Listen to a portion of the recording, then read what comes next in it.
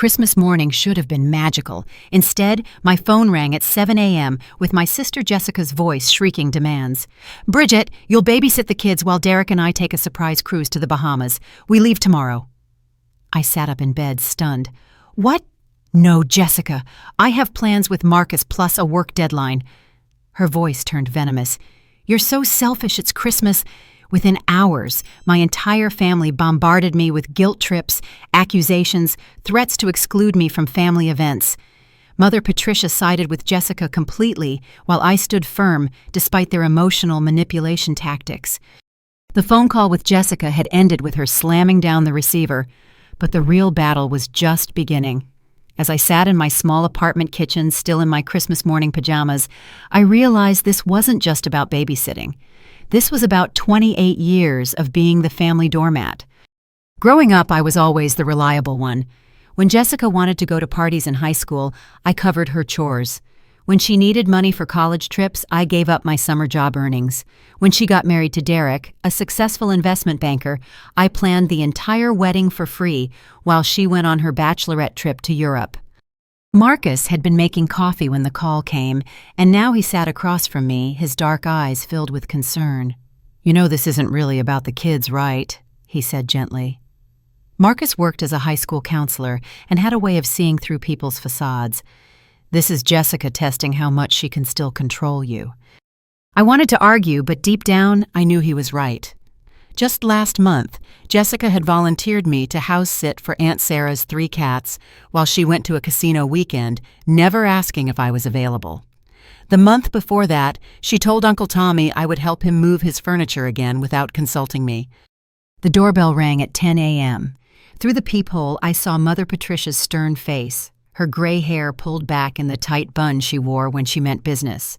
She wore her navy blue coat, the one she saved for serious occasions, and carried her oversized black purse like a weapon. "Patricia," I said, opening the door. I had stopped calling her Mom years ago when I realized she only supported whichever daughter caused her less stress at the moment. "Young lady, we need to talk." She pushed past me into my living room, eyeing my modest furniture with the same disapproval she had shown since I moved out at 22. "Jessica is beside herself. Those poor children need somewhere to stay." Marcus stood up from the kitchen table. "Mrs. Henderson, maybe Bridget's plans matter too." Patricia barely glanced at him. She had never approved of Marcus because he encouraged me to think for myself. "This is family business, Marcus. Bridget knows her responsibilities." "What responsibilities?" I asked, feeling heat rise in my cheeks. "I never agreed to be Jessica's personal babysitting service." "Those children adore you," Patricia continued, settling into my blue armchair without invitation. "And Jessica and Derek need this trip. Marriage takes work, Bridget. You wouldn't understand since you're not married yet." The passive-aggressive jab hit its mark, but I steadied myself. Jessica's marriage problems aren't my responsibility to solve. My phone buzzed with a text from Uncle Tommy. "Family helps family. Don't be selfish during Christmas." Then another from Aunt Sarah. "Very disappointed in you. Jessica is crying." Then, Cousin Daniel, "If you don't help your sister, don't bother coming to New Year's at our house." Patricia watched me read each message with satisfaction. "You see, everyone agrees. You're being unreasonable." "This is coordinated," Marcus said quietly. "They're all texting her at the same time." "Because we all care about family unity," Patricia snapped. "Something this generation seems to have forgotten." I walked to my window, looking out at the snow-covered street where neighbors were probably enjoying peaceful Christmas mornings with their families. When did caring about myself become selfish? "When your sister needed you," Patricia replied. "Jessica has always been sensitive. She needs support, not judgment." The word sensitive made me laugh bitterly. Jessica sensitive. She was the one who told my high school boyfriend that I was secretly dating someone else, ruining my relationship. She was the one who borrowed my car for a week without asking and returned it with an empty gas tank and a dent. She was the one who gave away my childhood stuffed animals to Goodwill while I was at college because she needed space for her wedding gifts. My phone rang, Father Ronald finally weighing in, but when I answered, he didn't speak. I could hear him breathing, then Mother Patricia's voice in the background prompting him. "Tell her she's disappointing the whole family." "Bridget," he said quietly, Maybe you could just help this once. The man who taught me to ride a bike, who helped with my homework every night, who told me I could be anything I wanted, he was asking me to cave to Jessica's manipulation. My heart cracked a little. Dad, this isn't fair. Life isn't fair, sweetheart. Family is what matters. After he hung up, I stood in my living room surrounded by the Christmas decorations Marcus and I had put up together just a week ago. The small tree in the corner, the stockings hung on my bookshelf, the mistletoe in the doorway, all symbols of the life I was trying to build with someone who actually respected me. Patricia stood up, smoothing her coat. Jessica's calling you at noon for your final answer. I hope you make the right choice. She paused at the door. And Bridget, if you say no, don't expect to be welcome at family gatherings anymore. We can't have someone so selfish around the children. The door closed behind her with a soft click that sounded like a gunshot. Marcus wrapped his arms around me from behind. I'm proud of you for standing up to them. It doesn't feel good, I whispered. Standing up to bullies never does at first. But look at what they're doing. They're using emotional terrorism to force you into compliance. That's not love, Bridget. That's control. My phone buzzed again. This time it was Jessica herself. Derek is packing. Kids are so excited to see Aunt Bridget. Don't let them down. But something about that message bothered me. Why would Derek be packing if they hadn't gotten my confirmation yet? And why would the kids be excited if this was supposed to be a surprise trip? That's when the real shock came. My phone rang with an unknown number. Hello? Bridget, it's Derek. Jessica's husband sounded confused. Listen, I'm sorry to bother you on Christmas, but Jessica said you're in some kind of crisis, and that's why she can't come on our cruise. Is everything okay? She showed me divorce papers this morning and said I was leaving her unless she proved she could be a fun wife who travels spontaneously. I'm really confused because I never said anything about divorce. We've been planning this cruise for months, and I thought we had a babysitter lined up. Jessica told me it was some professional service we were paying. The room spun around me. Divorce papers. Professional babysitting service Jessica had been lying to everyone, including her own husband. Derek's confused voice on the phone sent chills through my body. Wait, I said, gripping the receiver tighter. You never threatened divorce, and you're paying for a babysitter. Of course I'm paying. Why would I expect family to work for free, Bridget? What exactly did Jessica tell you? I explained the morning's phone call, the family pressure, the guilt trips about helping save Jessica's marriage. Derek was quiet for a long moment. She told me you volunteered months ago and that you were excited to spend Christmas with the kids. She said she had already confirmed everything with you and that you refused payment because you wanted to help. Marcus moved closer and I put the phone on speaker so he could hear. Derek, I never agreed to any of this. Jessica called me this morning demanding I babysit, and when I said no, she told the family you were leaving her if she didn't prove she could be spontaneous. Derek's voice trailed off. That's not like her. I mean, Jessica can be dramatic, but lying about divorce papers, I need to talk to her. After he hung up, I sank onto my couch. The pieces weren't fitting together. If Derek wasn't threatening divorce, why would Jessica create such an elaborate lie, and why involve the entire family in pressuring me? My phone rang again. Jessica, right on schedule at noon. So, she said without greeting, are you going to help your family or not? Jessica, I just talked to Derek. He never threatened divorce. What's really going on? Silence. Then, you called my husband. How dare you go behind my back? He called me confused about why you told him I was in crisis. Why did you lie to him about this whole situation? I didn't lie. Derek doesn't understand the pressure I'm under. If I don't show him I can be spontaneous and fun, he'll get bored and leave me for someone younger. Did he actually say that? He doesn't have to say it. I see how he looks at his secretary Amanda. She's 23, Bridget. 23, I need to remind him why he married me. I closed my eyes. Jessica was 31, beautiful, educated, and married to a man who seemed devoted to her. But her insecurities had apparently reached a breaking point. Jessica making me babysit won't save your marriage. If you're having problems with Derek, you need counseling, not a vacation. Don't psychoanalyze me. Just answer the question. Will you watch the kids or not? Before I could respond, my apartment buzzed with another visitor. Through the peephole, I saw Jessica herself holding 9-year-old Tyler's hand. 7-year-old Emma and 4-year-old Sophie stood behind her with small suitcases. She brought the kids, I whispered to Marcus. Don't open it, he said immediately. If you let them in, she'll claim you agreed. Jessica pounded on the door. Bridget, the children want to see their aunt. Aunt Bridget, Tyler called out. Mommy said we're having a sleepover. My heart broke hearing their excited voices. These kids had no idea they were being used as emotional weapons.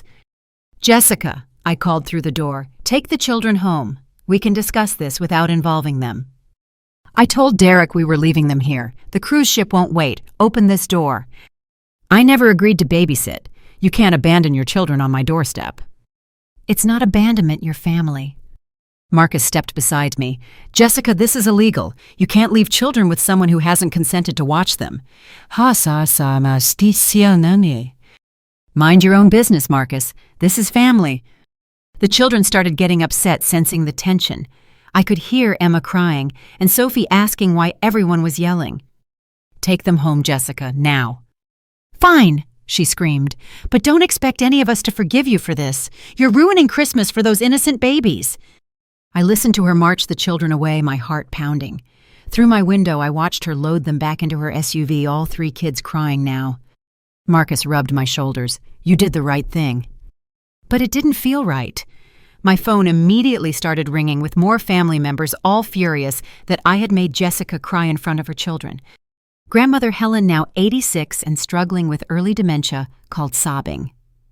Bridget, dear, your mother says you won't help with the babies. In my day, family took care of family. Are you abandoning us? To me, Saki. Grandma Helen, I'm not abandoning anyone. Jessica asked me to babysit with no notice, and I have other plans. What plans could be more important than family? Helen's voice was plaintive, confused. I don't understand young people today. We always helped each other. The guilt was overwhelming. Helen had helped raise me when Mother Patricia went back to work. She taught me to knit bake cookies and always made me feel special. Now she thought I was selfish and uncaring. After hanging up, I sat in my kitchen staring at my Christmas dinner preparations. The turkey was thawing, vegetables were chopped, and Marcus's family was coming over at 4. His parents, his sister Lisa, with her husband and 2 kids, his brother James, all people who treated me like I mattered. Maybe I should just do it, I said quietly. One night of babysitting versus losing my entire family. Marcus sat across from me. Bridget, at my job, I see families where one person gets designated as the family caretaker, usually a daughter or sister who's seen as responsible. They end up sacrificing their entire lives to keep everyone else happy, and it never stops. It only gets worse. But these are my nephews and niece. I love those kids. I know you do, but loving them doesn't mean you have to be their mother's doormat. My phone buzzed with a text from my coworker Jennifer. Girl saw your sister's Facebook post about family betrayal on Christmas. Everything okay? I logged into Facebook and found Jessica's post. When family abandons you in your darkest hour, you learn who really loves you. Some people are too selfish to help innocent children during Christmas, praying for strength to get through this betrayal. The post had 37 comments, all from relatives and family friends expressing sympathy for Jessica and disapproval of the unnamed family member who had abandoned her. Cousin Sandra. Family comes first always. Uncle George. Some people forget what Christmas is really about. Jessica's friend Nancy. You deserve better than fair weather family. Each comment felt like a knife twist. The entire family network believed Jessica's version of events where she was the victim and I was the villain. That's when I decided to do something I had never done before. I called my cousin, Amanda, Derek's sister, who had always been kind to me at family gatherings. Amanda? It's Bridget. I need to ask you something about Jessica. Oh, honey, I'm so glad you called. Listen, Derek told me about the babysitting situation. I need you to know that Jessica has been, she's been acting strange lately. Strange how? She's been asking a lot of questions about Derek's finances, his salary, his investments, whether he has life insurance, and she's been spending money like crazy. Derek mentioned she bought a $5,000 purse last week and claimed it was for their anniversary, but their anniversary isn't until March. My stomach dropped. Amanda, do you think she's planning something? I don't know, but Derek's been worried. She's also been talking about how they need a fresh start somewhere tropical, not for vacation permanently. Permanently. She keeps bringing up places with no extradition treaties. Derek thinks she's been watching too many crime shows, but I'm starting to wonder. After hanging up with Amanda, I realized this wasn't just about babysitting or even marriage troubles. Something much bigger was happening. Then I remembered something that made my blood run cold. 3 weeks ago, Jessica had asked me to sign some papers for a family loan to help grandmother Helen with her medical bills. I had signed without reading them carefully because I trusted my sister. What if those papers weren't about helping grandmother Helen? What if Jessica was using my name for something else entirely? The thought was terrifying, but I couldn't shake it. Jessica had always been manipulative, but this level of deception suggested something was seriously wrong. My phone rang again. Jessica, one more time. Last chance, Bridget. Derek's loading the car. Are you going to help your family or destroy us? But this time, instead of guilt, I felt determination. Something was very wrong with this whole situation, and I needed to find out what Jessica was really planning. I'm not babysitting Jessica, and I think you need to tell Derek the truth about whatever you're really up to. She hung up without another word, but I could hear her screaming at someone in the background before the line went dead. Jessica's scream echoing through the phone line sent a chill down my spine. In 31 years of knowing my sister, I had never heard her sound so unhinged. Marcus looked at me with concern as I set down the phone. That didn't sound like someone who's just upset about babysitting, he said quietly. Before I could respond, my phone buzzed with a call from Father Ronald. This time when I answered, he was speaking in the firm voice I remembered from my childhood when I was in serious trouble. Bridget Marie Henderson, you get over to your mother's house right now. This family is falling apart because of your selfishness. Dad, there's something wrong with this whole situation. Jessica's acting... I don't want to hear excuses. Your sister is having a breakdown, your mother's crying, and those children are traumatized. Fix this. I can't fix Jessica's problems by enabling them. You'll fix this or you won't be our daughter anymore. The line went dead. My father, who had taught me to stand up for myself, who had always been my quiet supporter when Mother Patricia got too controlling, had just disowned me. I sat on my couch in stunned silence. Marcus pulled me close, but I felt numb. They're really going to choose her, I whispered. Even after everything I've done for this family, they're choosing her lies over my truth. 20 minutes later, the doorbell rang again. This time, it was the entire family intervention squad. Through the peephole, I saw Mother Patricia, Father Ronald, Uncle Tommy, Aunt Sarah, and Cousin Daniel. They had coordinated this ambush. Don't open it, Marcus said immediately. This is harassment. But they had keys. Mother Patricia still had my spare key from when I was sick with pneumonia last winter. The lock turned, and 6 family members marched into my apartment like an invading army. Sit down, Mother Patricia commanded, pointing to my own couch. We're going to settle this right now. Get out of my apartment, I said, standing my ground. You had no right to use that key. We have every right when you're having some kind of mental breakdown, Uncle Tommy said. He was a large man who owned a construction business used to intimidating people into compliance. Jessica explained everything. You're jealous of her marriage and trying to sabotage it. That's not... Don't interrupt, Aunt Sarah snapped. She was Mother Patricia's younger sister, but somehow even more judgmental. We know you've been filling Marcus's head with lies about our family. He's turning you against us. Marcus stepped forward. Ma'am, I think you should leave. Bridget has the right to make her own decisions. You stay out of this, boy, Uncle Tommy growled. This is family business. Boy. Marcus's voice was dangerously quiet. He was 30 years old with a master's degree in counseling, and Uncle Tommy was talking to him like a child. Father Ronald held up his hands.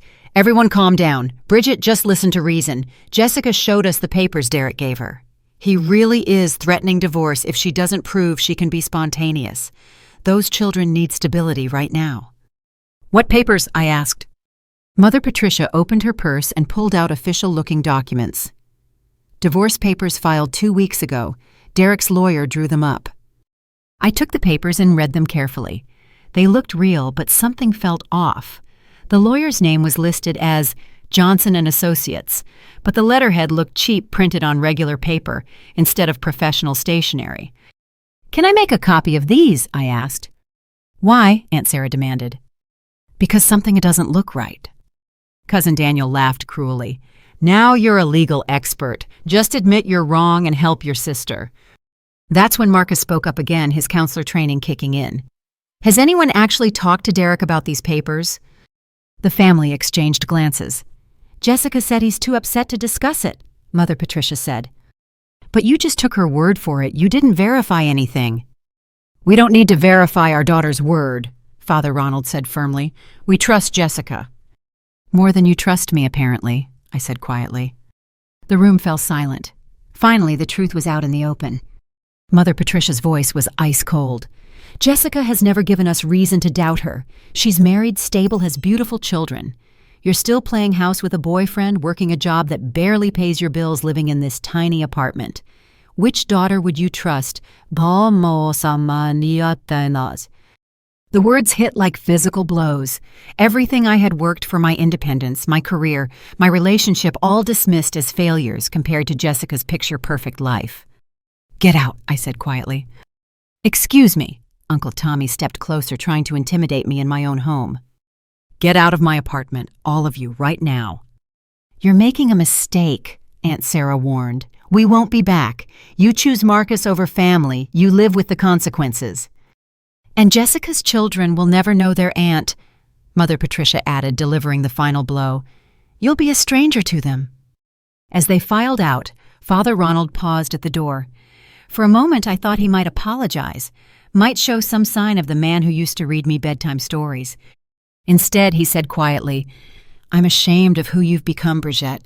Your sister would never abandon family like this. The door closed, leaving Marcus and me alone in the wreckage of my family relationships. I should have felt devastated, but instead I felt something unexpected relief. For the first time in years, I wasn't walking on eggshells trying to keep everyone happy, sacrificing my own needs for family peace. I'm proud of you, Marcus said, wrapping me in his arms. I just lost my entire family. No, you just stopped letting them abuse you. There's a difference. But the relief was short-lived. My phone rang with an unknown number. Hello? Miss Henderson, this is Detective Williams with the Police Fraud Department. We need to speak with you about some credit applications made in your name. My blood ran cold. Credit applications? Yes, ma'am. 3 credit cards and a personal loan, all opened in the last month. The applications show your signature and list you as employed at Henderson Family Construction, which I believe is your uncle's business. I've never applied for any credit cards, and I don't work construction. I'm a graphic designer. That's what we suspected. We've been investigating a pattern of family identity theft in the area. Can you come in tomorrow morning? And Miss Henderson, do you have any family members who might have access to your personal information? After hanging up, I sat in stunned silence. Jessica hadn't just manipulated the family into pressuring me about babysitting. She had stolen my identity and ruined my credit while making me look like the villain for refusing to help her. Marcus was already pulling up credit monitoring websites on his laptop. We need to check everything, your credit report, bank accounts, everything. As the reports loaded, my worst fears were confirmed. Jessica had opened 4 credit cards in my name, taken out a $15,000 personal loan, and even applied for a business credit line using Uncle Tommy's company as my supposed employer. My credit score had dropped from 720 to 408 in just 4 weeks. She's been planning this, I whispered. The babysitting thing isn't about marriage problems. It's about having an alibi while she disappears with stolen money. That's when my phone rang with Amanda's number. Bridget, thank God you answered. Derek just called me in a panic. He can't find Jessica or the kids anywhere. She left a note saying she was taking them to your apartment for the sleepover, but when he tried to call her, her phone went straight to voicemail. Amanda, she was here earlier, but I didn't take the kids. Where was Derek? At work, finishing up some year-end reports. He was supposed to meet them at home at 6 to leave for the cruise tomorrow, but Jessica and the kids are gone, and so are their passports. My hand started shaking. Their passports? Derek keeps them in the safe, but Jessica knew the combination. Bridget, I think she's running, and I think she's planning to take those children somewhere Derek can't find them. The room spun around me. Jessica wasn't just stealing my identity for money. She was planning to kidnap her own children and disappear forever, using the family's trust in her and distrust of me as the perfect cover. Amanda's words echoed in my mind as I gripped the phone tighter. Derek's calling the police now. He's terrified she's going to disappear with the kids permanently. Amanda, I need to tell you something. Jessica's been using my identity to take out loans and credit cards. This isn't just about a vacation. She's been planning something much bigger. Oh my God. Derek suspected she was hiding something, but identity theft. How long has this been going on? Marcus was already pulling up more information on his laptop. Bridget, look at this. The personal loan in your name was approved for $15,000, but it was deposited into an account at First National Bank. Isn't that where Jessica banks? I confirmed the bank name with Amanda, who grew quiet. Derek banks there too, but he said Jessica opened a separate account 6 months ago. She told him it was for Christmas shopping so he wouldn't see the surprise purchases. The pieces were falling into place with terrifying clarity. Jessica had been systematically planning her escape for months, using my identity to fund it while ensuring the family would blame me for any problems that arose. My phone buzzed with another call. Derek's number. Derek, Amanda told me what's happening. Bridget, I'm so sorry about this morning. Jessica told me you were having some kind of breakdown and couldn't handle the kids. I had no idea she was lying about everything. His voice was strained, desperate. Do you have any idea where she might have taken them? No, but Derek, there's something else you need to know. She's been stealing my identity, opening credit accounts, taking out loans. I think she's been planning to disappear for months. Silence on the other end. Then, the money. She's been asking me to liquidate investments, saying she wanted to pay off our mortgage early. I moved $200,000 into savings last week. Is it still there? I don't know. I haven't checked since yesterday. Check now. I could hear him typing, then a sharp intake of breath. It's gone, all of it. The account shows a wire transfer this morning to an offshore bank in the Cayman Islands. Marcus and I exchanged looks. Jessica hadn't just stolen my identity, she had cleaned out her husband's life savings too. Derek, we need to call Detective Williams. He's already investigating the identity theft. While Derek called the police, I tried to piece together Jessica's plan. She had manipulated the family into believing I was selfish and unreliable, setting me up as the scapegoat for her disappearance. When the children went missing, everyone would blame me for refusing to help. Meanwhile, she would be on a plane to somewhere without extradition laws using Derek's money and my stolen credit to start a new life. But something still didn't make sense. Marcus, why bring the children? If she's planning to disappear permanently, why not just leave them with Derek? Maybe she's using them as insurance, or maybe she genuinely believes she's rescuing them from something. My phone rang again. This time it was Mother Patricia. Bridget, Jessica called me crying. She says you threatened her when she brought the children over, and now Derek's calling her a thief. What did you do? I didn't threaten anyone, and Jessica is a thief. She stole my identity and Derek's money. Don't be ridiculous. Jessica would never... Check with Uncle Tommy. Ask him if he knew Jessica was listing me as an employee of his construction company on credit applications. That's impossible. Tommy would have told me. Call him, right now. Ask him. I heard Mother Patricia put me on hold, then come back 5 minutes later with a very different tone. Tommy says he never authorized anyone to list you as an employee. He says if someone did that without permission, it's fraud. It is fraud, Mother Patricia, and Derek's missing $200,000 plus his children. For the first time in my adult life, I heard uncertainty in my mother's voice. I don't understand. Why would Jessica do this? I don't know, but right now we need to focus on finding the kids. Detective Williams arrived at my apartment 40 minutes later, a tall black man in his 50s with kind eyes and a serious demeanor. Derek came with him looking haggard and desperate. Miss Henderson, I need you to walk me through everything that happened today, starting with your sister's phone call this morning. I told him everything, the babysitting demand, the family pressure, the fake divorce papers, the identity theft discoveries. Marcus showed him the credit reports and bank transfers we had found. This is more sophisticated than most family fraud cases, Detective Williams admitted. Your sister has been planning this for months. The question is, where would she go with 3 young children? Derek pulled out his phone. I've been tracking her cell phone, but it went dead about 2 hours ago. The last location was near the airport. Which airport? Williams asked. Regional airport, not the international one, but there are private jets that fly out of there to anywhere in the world. My heart sank. If Jessica had chartered a private plane, she could be anywhere by now. That's when my phone rang with an unknown number. Hello? Aunt Bridget. It was Tyler, Jessica's 9-year-old, and he sounded scared. Mommy said not to call anyone, but she's acting really weird. Tyler, honey, where are you? At some hotel. Mommy said we're going on a surprise trip, but Emma's crying because she wants to go home, and Mommy keeps talking to herself about starting over somewhere new. Can you tell me the name of the hotel? It says Garden Inn on the towels. Detective Williams was already on his radio asking for locations of every Garden Inn within 50 miles of the airport. Tyler, is your mommy there right now? She's in the bathroom. She's been in there a long time and I heard her crying. Listen to me very carefully. You and your sisters need to stay in that room. Don't go anywhere with anyone except Daddy or a police officer, okay? Aunt Bridget, I'm scared. Mommy said we might not see Daddy for a long time because he doesn't love us anymore. Derek's face crumpled at those words. Williams put a hand on his shoulder while speaking into his radio. All units, we have a possible child abduction at Garden Inn locations. Suspect is Jessica Henderson, 31 years old, traveling with 3 children. Tyler, your daddy loves you very much. He's looking for you right now. Really, Mommy said he was going to give us away to strangers.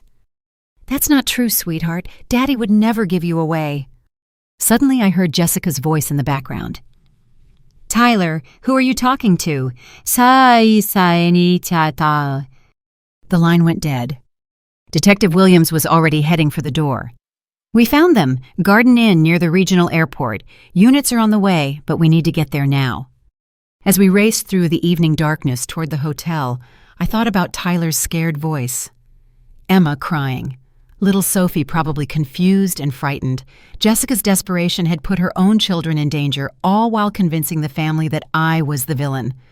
Derek sat in the passenger seat of Williams's patrol car, his hands shaking. What if she hurts them?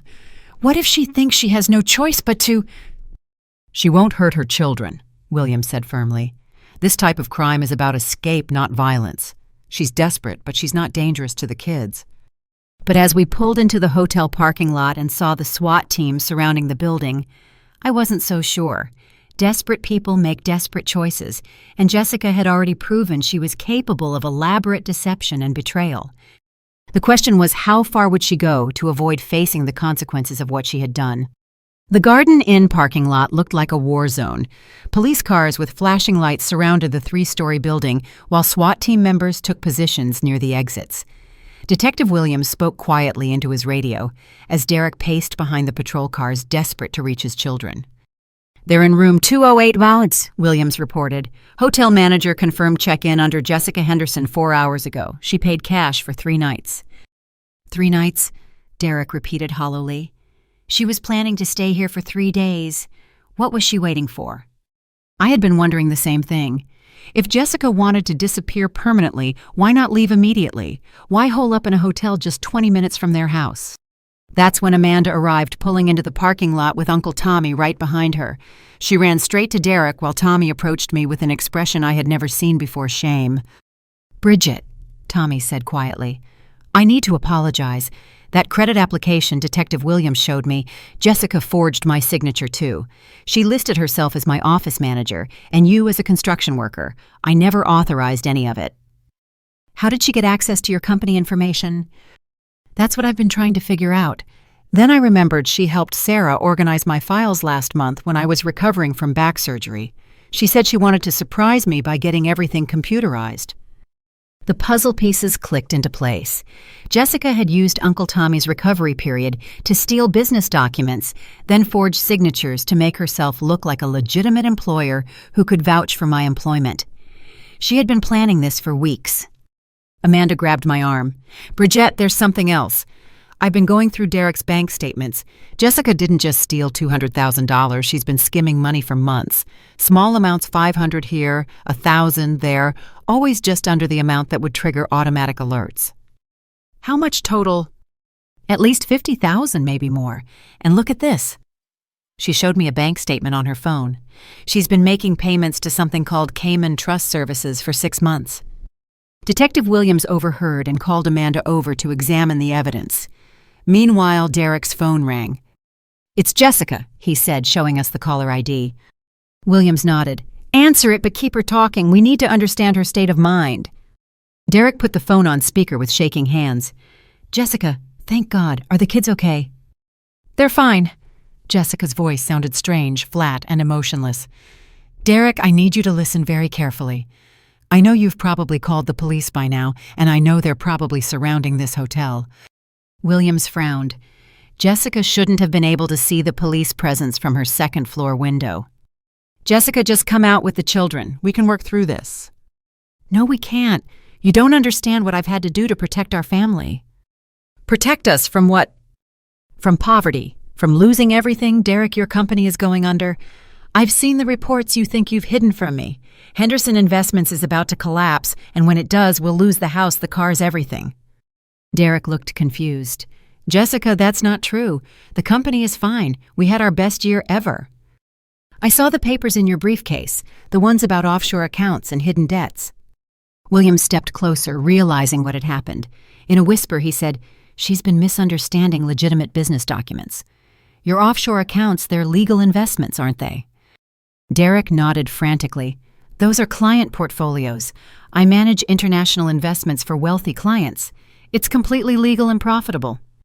"Jessica," Derek said into the phone, "those offshore accounts aren't debts. They're client assets I manage. The company isn't in trouble." Silence on the other end. Then, "You're lying. You're trying to trick me into coming out so they can arrest me." "I'm not lying. Check with our accountant, check with my business partner. Jessica, you've made a terrible mistake." "The mistake was trusting you," Jessica screamed. "I've been planning our escape for months, setting up new identities, securing offshore money. I've done everything to save our family, and you bring the police." Williams gestured to the SWAT commander, who nodded and began moving his team into position. "Jessica, what new identities?" Derek asked, his voice breaking. "For me and the children. We can start over in Costa Rica, away from the debt collectors and bankruptcy lawyers. I have everything arranged, new social security numbers, birth certificates, passports." "Those are federal crimes, Jessica. Identity fraud, conspiracy, international money laundering." "I don't care. I won't let my children grow up poor like I did." But Derek's family had never been poor.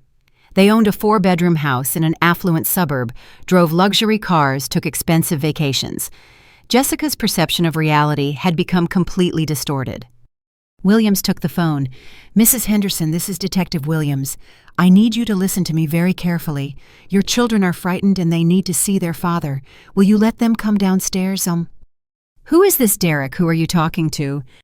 "Jessica, Detective Williams is investigating the credit fraud. But right now, we just want to make sure Tyler, Emma, and Sophie are safe." "They're safe with me. I'm their mother." "Of course you are.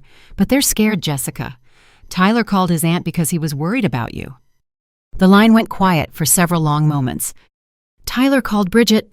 Jessica's voice was small, confused. "Yes, he was scared because he could hear you crying in the bathroom." I was trying to figure out how to explain everything to them, how to make them understand that we can never go home again." Derek stepped closer to Williams, taking back the phone. "Jessica, listen to me. There is no bankruptcy. There are no debt collectors. I have the bank statements right here. We have over $800,000 in legitimate assets. You've been worrying about problems that don't exist." "That's impossible. I saw the papers." "You misunderstood the papers. Those offshore accounts you saw, they belong to my clients. I manage them legally as part of my business. We're not broke, Jessica. We've never been broke." The silence stretched so long that Derek looked at Williams in panic, thinking she had hung up. Then in a very small voice, Jessica asked, "Are you sure?" "I'm absolutely sure. Jessica, you've been carrying this fear for months, haven't you? You've been terrified that we were going to lose everything." "I couldn't sleep. I kept having nightmares about the children being homeless, hungry. I thought if I could just get enough money together, if I could find us a safe place to go." Williams motioned for Derek to keep her talking while the SWAT team prepared to move in. "Jessica, the children are safe at home with us. They've always been safe. You don't need to run away." "But I've done so many terrible things trying to save us. I stole from Bridget. I lied to the family. I took money from our accounts. How can I fix all of this?" "We'll figure it out together. But first, you need to bring the children downstairs. They need to see that you're okay." "I don't know if I can face everyone. I've been so wrong about everything." Derek's voice was gentle but firm. "Jessica, our children need their mother to be brave right now. Can you be brave for them?" Through the phone, we could hear Tyler's voice. "Mommy, why are there police cars outside?" "How does he see police cars?" Williams muttered, then spoke into his radio. "All units. She may have a view of our position."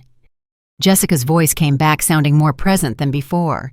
"Tyler, honey, come away from the window." "Mommy, I want to go home. Emma wet her pants because she was scared and Sophie keeps asking for Daddy."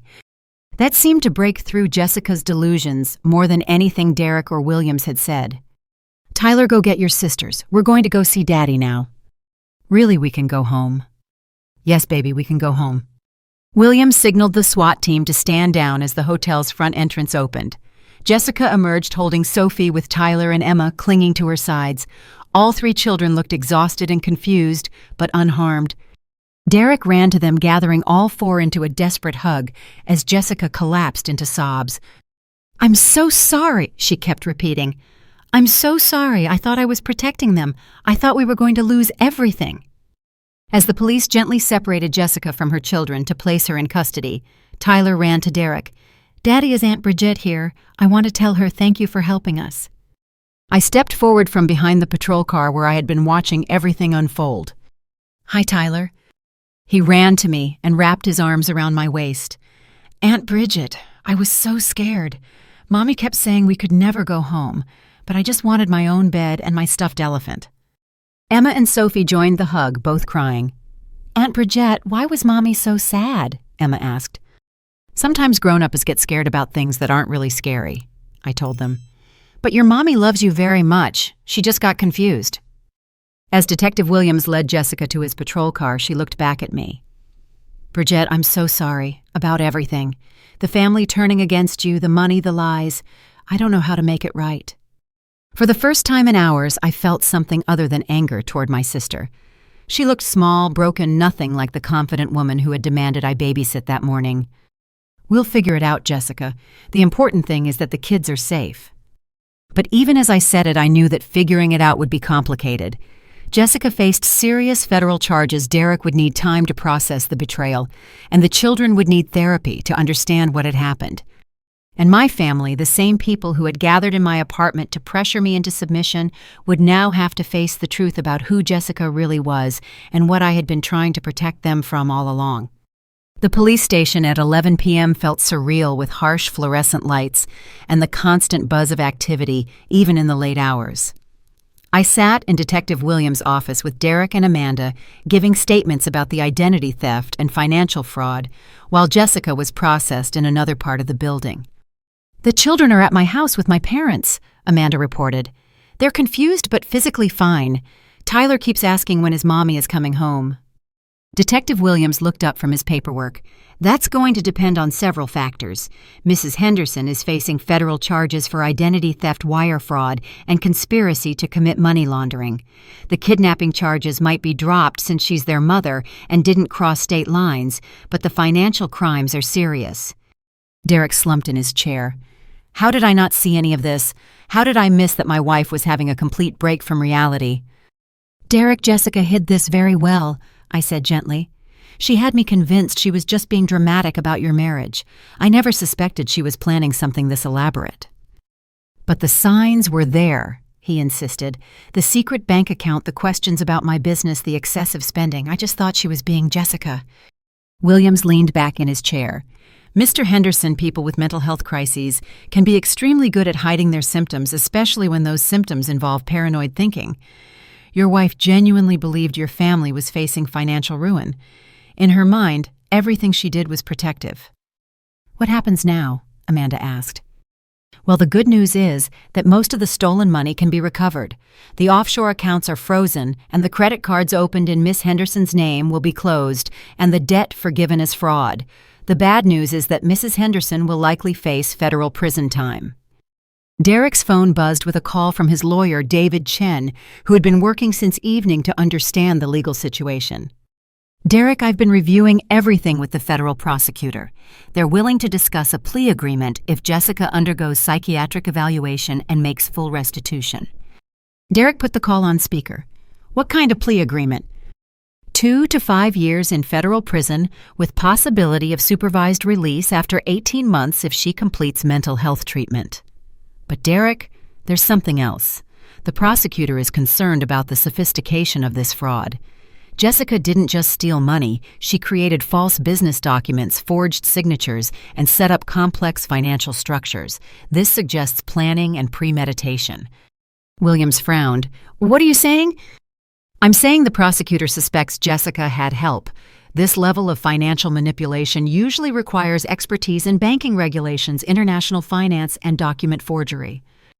A chill ran through me. You think someone else was involved? Or someone taught her how to do this. The Cayman Trust Services payments, the offshore account structures, the timing of the wire transfers. This has the hallmarks of professional money laundering. Derek looked stricken.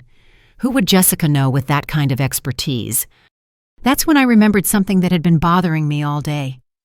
Derek, when you said Jessica was asking about your business documents, what exactly was she looking at? Client portfolios, investment strategies, offshore account management protocols. I thought she was just curious about my work. And who has access to those same types of documents? Derek's face went white. My business partner, Robert Nash. But Robert would never... We've been friends since college. Williams leaned forward. Tell me about Robert Nash. He manages the international side of our investment firm. He's the one who set up our offshore client management systems, handles foreign currency transactions, oversees regulatory compliance for international accounts. And he has access to your home office. Yes, he's been to the house hundreds of times. He and his wife Susan are like family. They're the children's godparents. Amanda grabbed Derek's arm. Derek, remember last month when you thought someone had been in your home office? You said some files were out of order. I thought it was Jessica organizing things again. Williams was already on his phone. I need a background check on Robert Nash Financial Crimes Division. While we waited, Derek called his business office to check whether Robert had been accessing unusual files. The security logs showed that Robert had been downloading client portfolio templates and international banking protocols for the past 3 months, always after hours when Derek wasn't there. But why would Robert help Jessica embezzle money? Derek asked. He makes more money than I do. Williams hung up his phone with a grim expression. Because Robert Nash has been under federal investigation for 3 months. He's suspected of laundering money for several organized crime families through fake international investment accounts. The room fell silent. Then Amanda whispered, "Oh my God, Jessica wasn't just having a mental breakdown, she was being used." Robert needed a way to test his money laundering methods before using them for his criminal clients, Williams explained. Jessica's paranoid fears about financial ruin made her the perfect target. He probably convinced her that Derek's business was failing and that she needed to save her family by moving money offshore. Derek stood up abruptly, pacing to the window. So Robert manipulated my wife's mental health crisis to test his criminal enterprise. He used her breakdown to experiment with fraud techniques. It appears that way. And when Jessica's plans started to unravel today, Robert probably realized his involvement would be discovered. Williams' radio crackled to life. Detective Williams, we need you in interview room 3. Mrs. Henderson is asking to speak to her sister. As we walked down the hallway, I felt a strange mixture of anger and sympathy for Jessica. She had been genuinely terrified for her children's future, and someone had exploited that fear for their own criminal purposes. Jessica sat at a metal table in the small interview room, still wearing the clothes she had put on that morning when she thought she was going on a vacation cruise. Her makeup was gone, her hair disheveled, and she looked younger and more vulnerable than I had seen her in years. "Bridget," she said when I sat down across from her, "I need to tell you something about Robert Nash." "We already know, Jessica." "No, you don't know everything." Her voice was urgent, desperate. "Robert said he was helping me protect the children, but yesterday he told me that if I got caught, I should blame everything on you." "What do you mean?" "He said if the police found out about the money, I should tell them that you were the one who suggested stealing Derek's identity, that you were jealous of my marriage and wanted to destroy our family." The betrayal within betrayal was staggering. Robert hadn't just used Jessica's mental health crisis, he had set up an elaborate frame job to make me the primary suspect if his plan failed. Jessica, did Robert know about the family pressure to make me babysit? Yes, I told him everything. He said it was perfect because if I disappeared with the children during the time you were supposed to be watching them, everyone would blame you for not preventing it. Williams took notes quickly. So Robert Nash planned to frame Bridget for both the financial fraud and the children's disappearance. Jessica nodded, tears streaming down her face. Bridget, I'm so sorry. I was so scared about losing everything that I let him convince me you were the problem. He said you were trying to turn the family against me, that you wanted Derek for yourself. Jessica, I never wanted Derek. I was just trying to protect myself from being manipulated. I know that now, but Robert kept telling me stories about how you were sabotaging my relationships, planting doubts about my mental state, trying to make me look unstable. The cruelty of it was breathtaking. Robert had weaponized Jessica's paranoia against her own sister, creating a plan where both of us would destroy each other while he escaped with his criminal network intact. William stood up. I need to call the federal task force. Robert Nash just became the primary target of this investigation. But as he reached for his phone, it rang with an incoming call from the FBI. Detective Williams, Agent Sarah Martinez, White Collar Crime Division. We've been monitoring Robert Nash's communications, and we have a problem. Nash just boarded a private jet to Switzerland. By the time you get this message, he'll be in international airspace. Williams put the phone on speaker. How did he know we were on to him? We're not sure, but Nash liquidated all his assets this afternoon and transferred approximately $3.2 million to numbered Swiss accounts. He's been planning his escape for weeks. As the reality sank in that Robert had successfully fled the country with millions in stolen money while leaving Jessica to face federal prison, I realized that my sister had been as much a victim as the rest of us. She had been manipulated, exploited, and set up to take the fall for crimes that a sophisticated criminal had planned and executed. But the question remained, how had Robert known that his plan was falling apart? How did he know to run today specifically unless someone had warned him? The answer would determine whether Jessica could plea bargain her way to a lighter sentence or face the full weight of federal prosecution for crimes she hadn't masterminded. Agent Martinez arrived at the police station at 2 a.m. with a team of federal investigators and a revelation that changed everything. She spread surveillance photos across Detective Williams's desk, showing Robert Nash at various locations around town over the past week. We've been tracking Nash for months as part of Operation Clean Slate, a multi-agency investigation into organized money laundering, she explained. But we didn't realize he was using local families as test subjects for his schemes until tonight. Derek leaned over the photos. This one shows him at our house last Tuesday. Jessica said he came by to drop off some investment documents for me, but I was at work. According to our surveillance, he spent 2 hours in your home office downloading files and photographing documents. Your wife was there, but she didn't know what he was really doing. Agent Martinez pulled out a thick folder. We've been monitoring Nash's communications through a federal wiretap. Here's what we found. She played an audio recording dated 3 weeks earlier. Robert Nash's voice. Jessica, I need you to understand how serious your family's financial situation is. Derek doesn't want to worry you, but the business is failing. Jessica's voice shaky and uncertain. But he said we had a good year. Robert.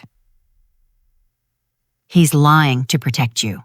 Look, I've been Derek's partner for 8 years. I know the real numbers. If we don't move money offshore soon, you'll lose everything. Agent Martinez stopped the recording. Nash was systematically feeding your wife false information about your finances, playing on her existing anxieties about security. She played another clip from a week later. Robert. Jessica, Derek's starting to suspect something. We need to accelerate the timeline. Jessica. I don't know if I can do this. Stealing from Bridget feels wrong. Robert. Bridget has been poisoning your family against you for years. She wants Derek for herself. Why do you think she refuses to help with the children? This is your chance to protect your kids from her manipulation. I felt sick listening to how Robert had twisted Jessica's insecurities into weapons against me. The final recording was from yesterday morning, just hours before Jessica called me about babysitting. Robert, the money transfer is complete. You have 24 hours to disappear with the children before Derek discovers what we've done. Remember, if anything goes wrong, everything was Bridget's idea. Agent Martinez turned off the recording. Nash manipulated your wife for months, exploiting her mental health vulnerabilities to test money laundering techniques for his criminal clients. When the plan started falling apart today, he activated his escape protocol and fled to Switzerland. Derek's hands were shaking. So Jessica really was trying to protect us. She genuinely believed we were going bankrupt. Yes, Nash showed her fabricated documents, fake bankruptcy filings, forged debt notices, all designed to convince her the family was in financial crisis. Her actions were the result of psychological manipulation, not criminal intent. Detective Williams looked up from the evidence files. What does this mean for the charges against Jessica? The federal prosecutor is prepared to offer a plea agreement. Given the evidence of psychological manipulation and coercion, we're recommending supervised probation with mandatory mental health treatment. All financial restitution will be pursued against Nash and his criminal network. Jessica, who had been sitting silently through the revelations, finally spoke. You mean I won't go to prison? Not if you cooperate fully with our investigation into Nash's criminal organization, Agent Martinez confirmed. You're a victim here, Mrs. Henderson, not a criminal mastermind. Derek immediately went to Jessica, taking her hands in his. I'm so sorry I didn't see what he was doing to you. I should have realized you were struggling. I should have talked to you instead of believing Robert's lies, Jessica replied, tears streaming down her face. And I should never have treated Bridget the way I did. She turned to me with an expression of genuine remorse. Bridget, can you ever forgive me? I said horrible things. I turned the family against you. I let Robert convince me you were trying to hurt us. Looking at my sister exhausted, manipulated, used by someone she trusted, I felt my anger dissolving into sadness for all the pain we had both endured. Jessica, we both made mistakes, but we're family. We'll figure out how to move forward. Agent Martinez gathered her files. There's one more thing. Nash's criminal network has been targeting families across 3 states using similar psychological manipulation tactics.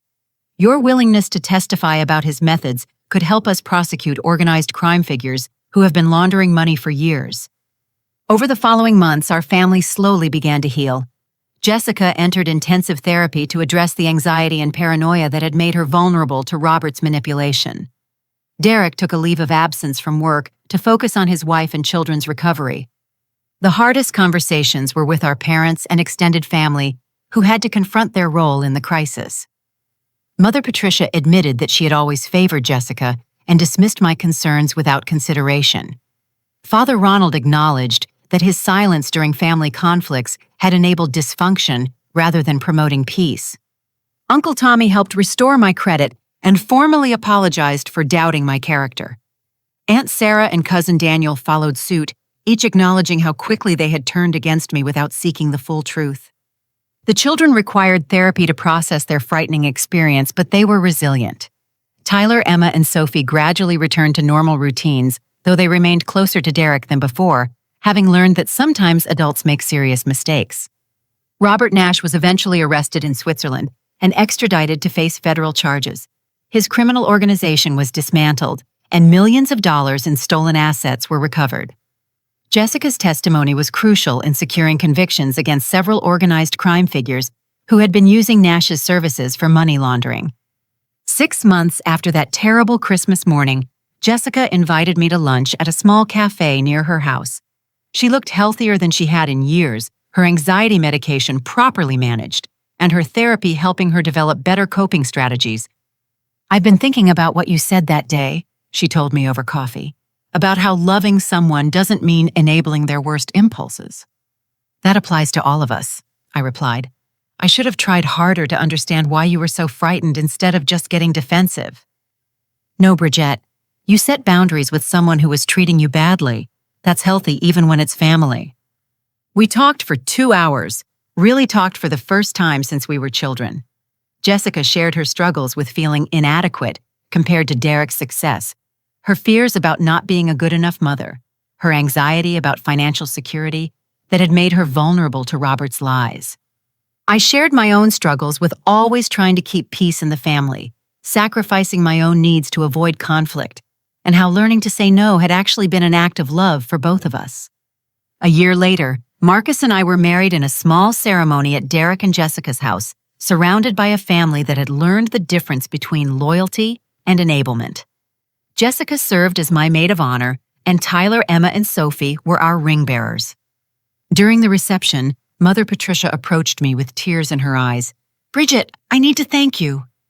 "For what?"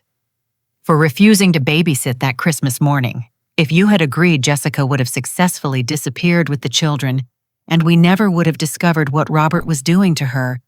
Your boundaries saved our family." As I looked around at my relatives' imperfect people who had learned to love better through crisis, I realized the most important lesson of all. True family loyalty isn't about avoiding difficult conversations or enabling harmful behavior.